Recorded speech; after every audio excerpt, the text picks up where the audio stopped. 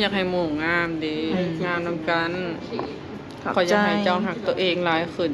เงินที่ได้มากระทุ่มกับตัวเองเนี่ยบ่มันไว้แต่ซื้ออยู่ซื้อกินเอามารักษาผิวหน้านี่คือเจ้าซื้อเครื่องสำอางซื้อครีมอีหยังมันก็เป็นผลดีคือกันแต่ว่ามันสิเห็นผลลัพธ์ช้าแต่ว่าการฉีดหน้านี่มันก็สามารถทาครีมไปหากระปุกเพราะมันฉีดเข้าหน้าเลยเด้มันเป็นวิตามินสินะ thank you โอเคทุกคนต้าถือเลขเนาะถือเท่าไรเฮ้ยถือ10,000อาริตาถือ3โต10,000ป้าผ้ามาเลี้ยงกาแฟกับเขาเนาะกาแฟกาแฟเขาเนาะกินข้าวให้ก้าวทักทายสบายดีพ่อแม่พี่น้อง FC เบอร์สุขุสุขคนเด้อยินดีต้อนรับเข้าสู่ส่องสาวหน่อยหลังจากไปโคจิโร่มาเนาะพี่น้องสาวหน่อยก็อาบน้ำยังแล้วเลยพอดีอาริต้าโทรมาเนาะว่าให้สาวหน่อยเขามาสวรรค์ทวีตเพิ่นให้สาวหน่อยแห่งขี่รถโดยสารเมื่อเขาไปหาเพิ่นอยู่สวรรค์แต่พอดีอาริตเพิ่นมีเวียกด่วนเนาะเขาไปสวรรค์สาวหน่อยก็เลยติดรถมากับอาริตเนาะเขามาหาอาริตาอยู่สวรรค์เพราะว่าอาริตาเพิ่นเขามาถ่ายงานเมื่อวานนี้เนาะทุกคนเพิ่นก็เลยนอนอยู่เฮือนพี่น้องเพิ่นเนาะอยู่สวรรค์แหละคืนนึงแล้วก็มื้อแรกก็สิพากันกลับก็เลยเพิ่นให้สาวน้อยเขามาดินสวรรค์ก่อนจักสิพากันไปไสเพิ่นสิชวนสาวน้อยไปไสเนาะไปกินข้าวบ่ได้ไปไสนี่แหละแล้วก็อาริตาเพิ่นก็ถือเลขพี่น้องเพิ่นถือเลข3โตเพิ่นเพิ่นสิเลี้ยงข้าวสาวน้อยเพิ่นก็เลยให้สาวน้อยเขามาสวรรค์นี่แหละมากับอาริตนี่ตอนนี้เฮาก็ฮอดสวรรค์แล้วตอนนี้อาริตลงไปเข้าห้องน้ำเนาะได้ถ่าอาริตอยู่ในรถแล้วก็อาริตากำลังสิอาบน้ำเพราะว่าอยู่เฮือนพี่น้องเพิ่นพาสิเข้าไปหาอาริตาเลยอยู่เฮือนพี่น้องเฮือนที่ว่าเพิ่นพักตอนเพิ่นประกวดนั่นแหละพี่น้องก็สิไปกับอาริต2คนอาริตไปเข้าห้องน้ำตอนนี้ป้าไปคุจิรอเมื่อยมือกับโพงเบิดพี่น้องลืมใส่สุกมือเนาะนี่ป้าพี่น้องเดี๋ยวถ่าอาริตมาแล้วเฮาก็สิออกไปหาอาริตาเลย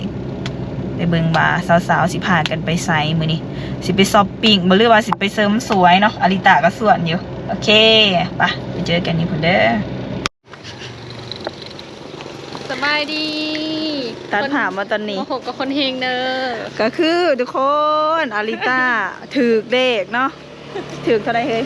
ถือ10,000อาริตาถือ3โต10,000ป้ามื้อนี้เพิ่นสิพามาเลี้ยงกาแฟกับเขาเนาะ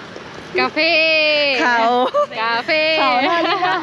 กินข้าวน้ำเดี๋ยวก็มีสำนองดูนอกให้เนาะบ่แม่นรุ่นซับเจ้านี่แหละแม่นสมอคือหน่อยแท้จะจักปีก็4เจ้าหาแม่นบ่เขาคิดว่าประมาณ19เอาอาลีได้อาริตารุ่นเดียวกับอารินาซื้อหยังนี่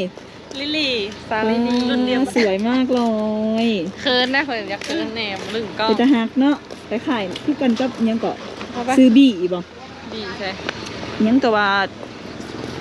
อะไรห้องเจ้าแบลแบลน่าขายกันร้านแบล็คคอฟฟี่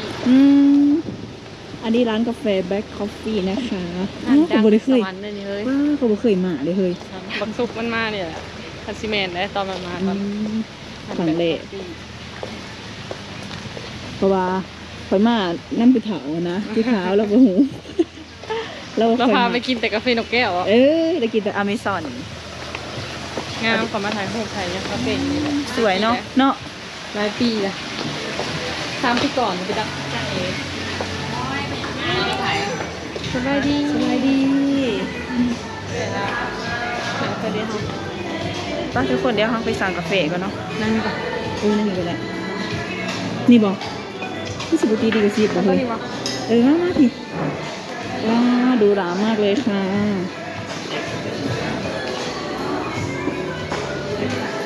นี่ก็ได้มานั่งอุ้ย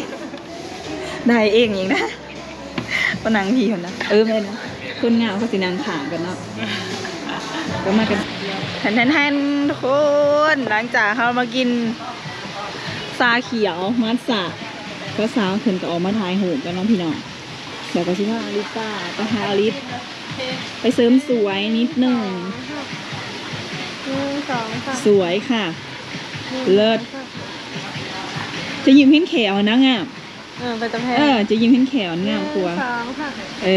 สวยหมอสำหรับมาถ่ายหูเนาะทุกคน มาถ่ายบ่เคยเจ้า โม่เนี่ย สภาพบ่พร้อมบ่ เป็นได้แซ่บบ่หันนี่ เลิศอยู่ค่ะ เทียบกับอเมซอน โอ้ยเทียบบ่ติดเลย เทียบบ่ติดก็คือบ่แพ้อเมซอนบ่ เพราะอันนี้ค่ากลัวนะ ซ้ำบ่ เสียบกลั เจ้าว นี่อยู่เป็นเนาะอยู่หันได้ก็ย่องหันหน้า แบ็คคอฟฟี่เขาสิไปไซต์ต่อนี่ ไปหาอาริสไปเสริมสวยป่ะแล้วถิ่มใบแต่3 สาวเฮา อาริตาสิเฮ็ดหยังแหน่มื้อนี้ ก่อนอยากไปโคสติวนี่แหละไปเคลียร์หน้าเพราะว่าจากที่เขาประกวดหลังจากที่เขาประกวดแล้วมันแบบเกิดสิวอุดตันแบบ เขาใส่เครื่องสำอางหลาย เออ ก็เลิกสิไปเสริมความงามหน่อยหนึงนะทุกคนพานางสาวไปนะคะ เพราะว่ากับสิบได้แล้วเวียกแล้วงานมาเลยกับสิบได้เข้ามาในเมือง ขั้น บ่อย แบบว่ามันได้เข้ามาแล้วก็เฮ็ดเลยซะเนาะไปะทุกสันทุกคน ไปเห็นกันไหม เฮ็ดไหวนะถูกก้อนก็เป็นก้อนแอลก็เป็นแกะแอลป้าถูก ยูไซนี่ พูดแล้วมา เอาพาอาริตามาคลินิกเนาะ แต่ว่า อาริตาก็คือเตีย คิวยังหลาย เตียง อยู่ กี่แห่ ก็เลย ยังสามคน เขาขี่ไก่มาเขาเห็นบักคามลองแล้วพี่น้องครูบาได้ยินว่าครูบาใส่หุ้ย เขามาเจ้าได้เสียงเจ้า ครูบายางแคมทางสิผู้ได้สิบ่ปะ เอา เนาะ งาม งามปันนี่มาจนเห่าไปแล้ว นี่หาดบักคามดองพี่น้อง ผมไปกินโดน คือการ ผมบ่หมัก เขาสิบะหน้างามยางมาสื่อบักคามดอง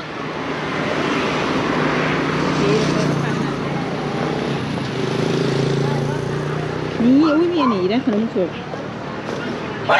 ซื้อแน่ซื้อมาข้ามดองแน่จ้า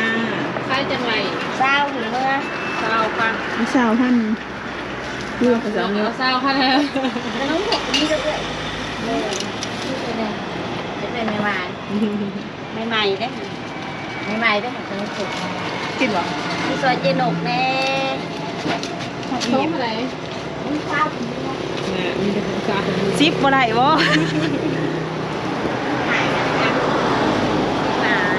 ซิปหาบ่ สัมพอนวะ บ่อุ่นบ่แซ่บช่วงคืนเนาะ โอ้เสียแทนให้พ่อม ดูไทยคนง่ามาซาด มันตึงอยู่เด้อหักหมากสัน เอาตัวยาวๆให้ได้ สมอยู่วะเรือวานอยู่ สมหวาน สมหวานถ้าหมักเป็นสมหวาน แบบเจียวเหนียวๆนะเจียวตำ จะไปไปยังจับ น้ำลายแตก คอยกับไปหาซื้อมะขาม ดองได้ทั้งมือเลยนี่นะ แม่น้องแม่ซองมือนี่ ผู้ที่สมหวานๆเนาะ เพราะว่าแม่คายไปนำแน่แล้ว ก็เคยเห็ดขาย เล เลย ย ดองยมน้ำบ่ บักยมกะลองนี่โอ้หลายปีเดี๋ยวบริกินเอาดิหน่อมะขามนี่ ขาดบ้านมาเนาะคนไรเห็นเราเสื่อนงานกัน เรื่องเสร็จคือยังค่ะโอ้ยมาสอนเรื่องผู้เบาอยู่ เมื่อเราเห็ดเจียวโพงเนาะมันเป็นเจียวเหนียวนะ ชิมอาหารเลยเนาะกินได้ของซิมเอาเบอร์ ชิม อยู่ในไซส์อะไรลูกนะ เขาอันนี้เพิ่นอยู่อันลงเห็น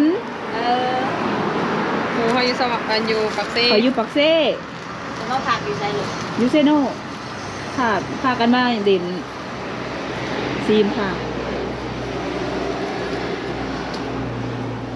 เดี๋ยวนะ แล้วอะไรเขาพูดยัง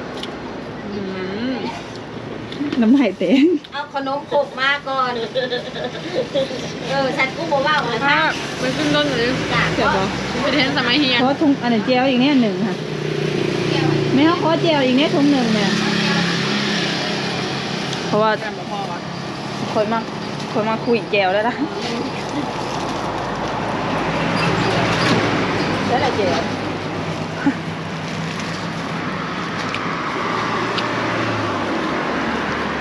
เจ็บเนาะ ยังหยาดเนาะ ไม่จับนะ เลี้ยงเลยเล็กที่ชายลูก นี่ กูไปยืนพวก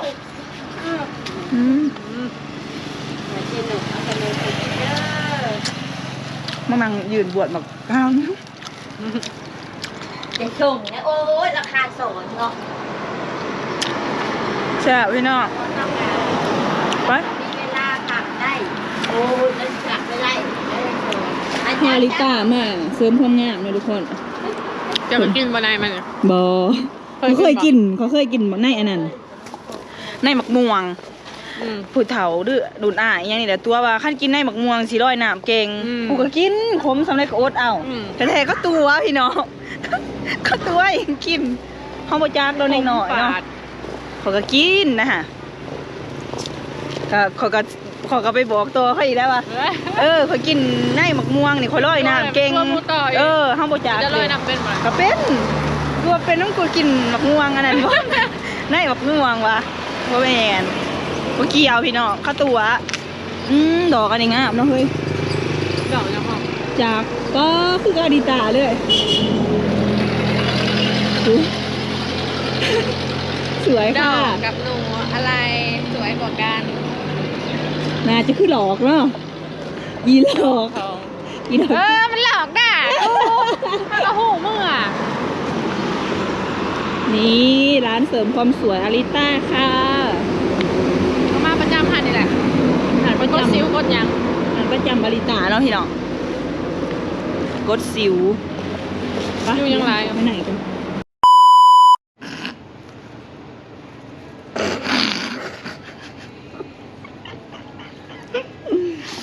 หัวแห้งอร่อยเนอะพี่น้องอาริต้าจะพาเขาเห็นอย่างนี้ เดี๋ยวฮัลโหลฮัลโหลยังค้างอยากอยู่แข่งมาหอดแล้ววะ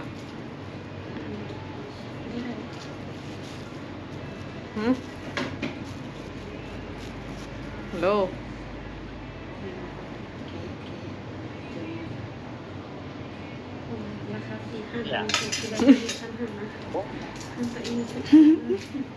ยังมาสีหนาอยู่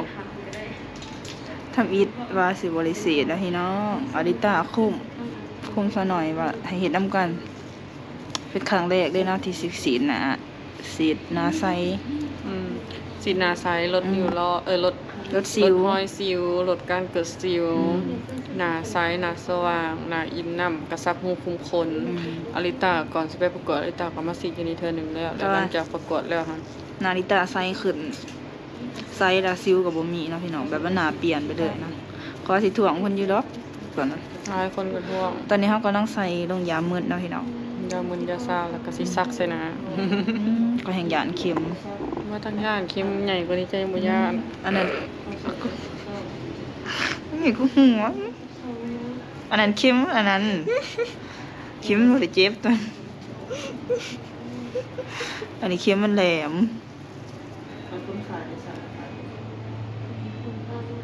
เจ้าท่าเจ้าอันนี้ยังบ่ได้เป็นตาหัวสำข่อยใส่เบิดหนา ป้าทุกคนเดี๋ยวจะน้อยเฮาสิทาสีสุดท้ายซะหน่อยก็ได้เฮ็ดกับอริตาคือเก่า อยากให้หมู่งามดีงามนำกันขอยอยากให้เจ้าหักตัวเองหลายขึ้นเงินที่ได้มากระทุ่มกับตัวเองเนี่ยบ่แม่นว่าแต่ซื้ออยู่ซื้อกินเอามารักษาผิวหน้านี่คือเจ้าซื้อเครื่องสำอางซื้อครีมอีหยังมันก็เป็นผลดีคือกันแต่ว่ามันสิเห็นผลลัพธ์ช้าแต่ว่าการสีดหน้านี่มันก็สามารถทาครีมไปหากระโปงเพราะมันสีดเข้าหน้าเลยเด้มันเป็นวิตามินสินะ thank you โอเคทุกคนเดี๋ยวเฮาทาอันนั้นก่อนเฮาใส่ยาซาก่อน โอ้ยบัดแล้วเจ้าใส่จะเห็นคนจะสิขอบใจข่อย โอเคข่อยสิงามวันนี้เด้อพี่น้อง งานพนักงานตื่นไหนเอางานนำกัน เดี๋ยวตอนนี้พักเบรกก่อน ลบเลย อีกูสิเอาตัวนี้เลยขึ้นหน้าปก เพื่อนกันเราต้องสวยด้วยกันนะ อริ คะ ตาเดิมนี่น่าจะใส่แห้งเลยสาว ไปบอกไปเสริมดังนำกัน บ่เขาบ่ซื้อข่อยอยากสีดปาก ปากจะใหญ่เลยเด้อ บ่ข่อยอยากให้มันเป็นอันนั้นใด เป็นเม็ดแตดวะ ให้มันเป็นคือแตบเนี่ยขอโทษเด้อพี่น้องบ่หยอกกันไป นอนเตียงขางกันนี่แหละเพื่อน นี่อริตาเนาะนี่หาเนาะพี่น้อง ข่อยและสีก่อนจ้ะ แมนจะใส่ยาอย่างเหมือนก่อนซ้อนน้อยฮักก็ใส่เนาะผูกเข็มขยานยานจะเข็มค่ะ3 เข็มจ้า เดี๋ยวรอลุ้นค่ะซะหน่อยสิรอดดีบ่ดีทุกคนตอนนี้ เขาเคียงแล้วนี่เข็ม3 เข็มเบาใหญ่จ้า3 เข็ม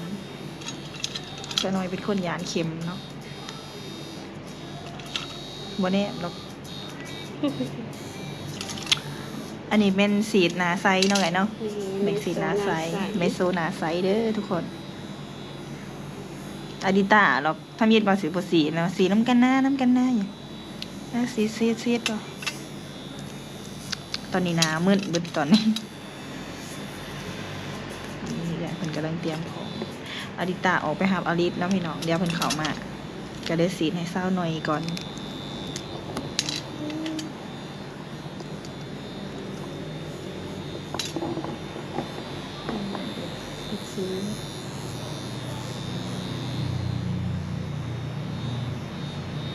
สาขาอยู่ปากเซ่ก็แม่นคือถอนอยู่ปากเซ่มีสาขา1สาขา2 โดยเบิดช่องเลยกระโดด คอยมีแต่ ไปตอนนั้นเลย ขอไปเคยไปนั่นอยู่ไปกดซิวแล้วก็คัดซานอย่างนี้แหละไปกบอาริตาเพิ่นกับปัวซิวอยู่หั่น มาใส่เลย ดิสีดแล้วบ่นี่ เดี๋ยว มาทุกคนถามน้ำกันเจ็บ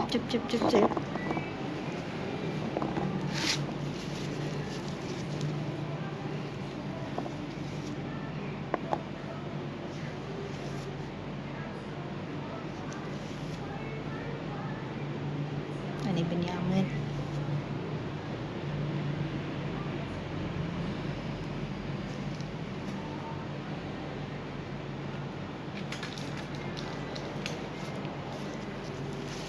มาเป็นซิวสวงมึงเนี่ยเขานอนเด้อ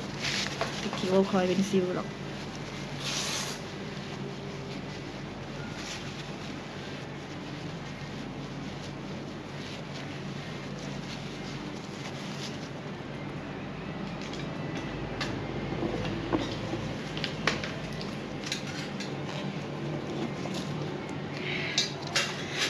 อย่างนี้ตัวนี้ อันก้อนจะแต่งเฮซากันเด้อ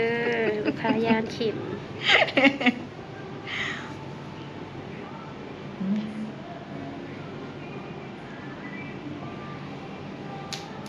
โอ้ ติ่งน้ำก่อนก็น้องพี่น้อง ขนาดนี้ค่ะนี่อ่ะ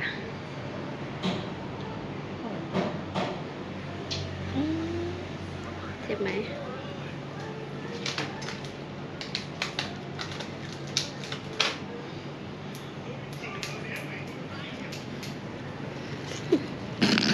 เจ็บเป็นคิดบ่ เจ็บมากป้าพี่น้องน้ำตาจนแตกยับ ประคบเย็นเนาะเป็นการเจ็บ เดี๋ยวได้เข็มหนึ่งกับใจขาดป้าผมคิดว่ามันสิเจ็บปันนี่พย้อนใส่ยาสระนี่เนาะเจ็บ ประคบเย็นรู้สึกว่าเย็นจี๊ดแล้วก็สีดเลยนะ คนมาไปซิมแล้วสิเสียวๆนิดนึง นี่คือบางคิมกับ ก็บ้างก็ได้เจอไปใส่สติกเกอร์เอานิดนึง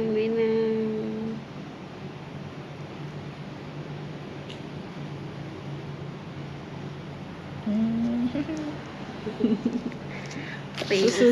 เฮ้ย เขาจะหายนะ ข่อยก็น้ำตาออกคือกัน แต่เพื่อความสวยเราต้องอดทน